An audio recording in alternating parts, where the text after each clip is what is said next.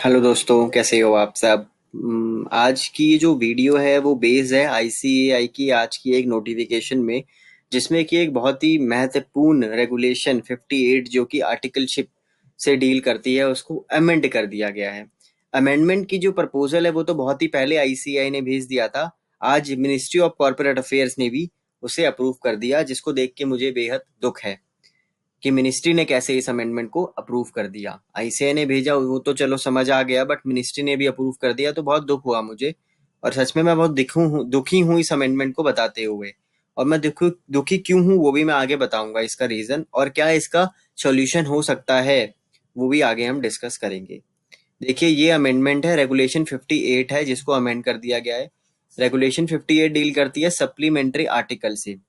So basically हुआ क्या है, मैं आपको सिंपल भाषा में समझाता हूँ rather than going to this right, कि मैं आपको ये नोटिफिकेशन दिखाऊं, अमेंडमेंट दिखाऊं, इतना जाते हुए सिंपल बोलूं तो आज से पहले क्या रूल था कि अगर आप आर्टिकलशिप में एक्सेस लीव ले लेते थे या फिर आपके प्रिंसिपल एक्सेस लीव दिखा देते थे, तो आपको एक्सेस लीव सर्व करनी होती थी। या तो आप उसी प्रिंसिपल के अंदर करिए जिस प्रिंसिपल के अंदर आप नॉर्मली आर्टिकलशिप कर रहे थे, उसी के अंदर एक्सेस कर लीजिए।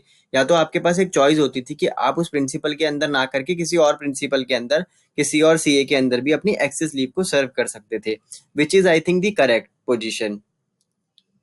मतलब फ्रीडम थी पहले, लेकिन अब आईसीआई ने उस फ्रीडम को खत्म कर दिया है और कंपलसरी कर दिया है कि अगर आपकी एक्सटेंशन होती है तो आपको वो एक्सटेंशन उसी प्रिंसिपल के अंदर सर्व करनी है जिस प्रिंसिपल के अंदर आपकी आर्टिकलशिप चल रही थी, and you have no right to take transfer. तो आप ट्रांसफर नहीं ले सकते उस टाइम, चाहे वो जैसे भी प्रिंसिपल हो, आपको उनके अंदर सर्व करनी है।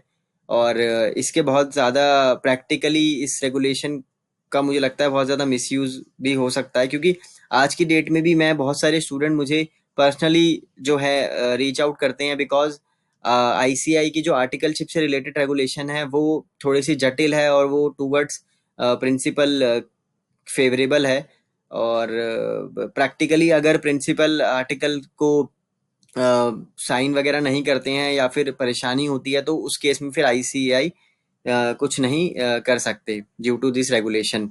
तो अब इसको और जटिल बना दिया गया है कि अगर प्रिंसिपल किसी भी कारणवश आपकी आर्टिकलशिप एक्सटेंड कर रही है, जेन्युइन नॉन जेन्युइन बहुत सारे केसेस, मैं सारी चीज़ें तो वीडियो में मैं बात नहीं कर सकता, लेकिन आप समझ सकते हैं इसके प्रैक्टिकल कॉन्सिक्वेंसेस कितने हैवी हो सकते हैं।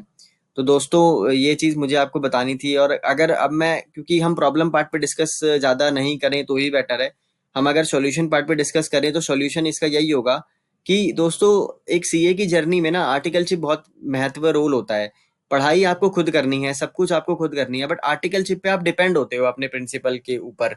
और ना चाहते हुए भी बहुत सारी चीज़ों पे आपको उनकी ज़रूरत होती है। तो मैं ये चाहता हूँ कि जब भी आप आर्टिकलशिप चूज़ करो ना, तो वो बहुत देख समझ के ही चूज़ करो, ऐसे ही चूज़ ना करो।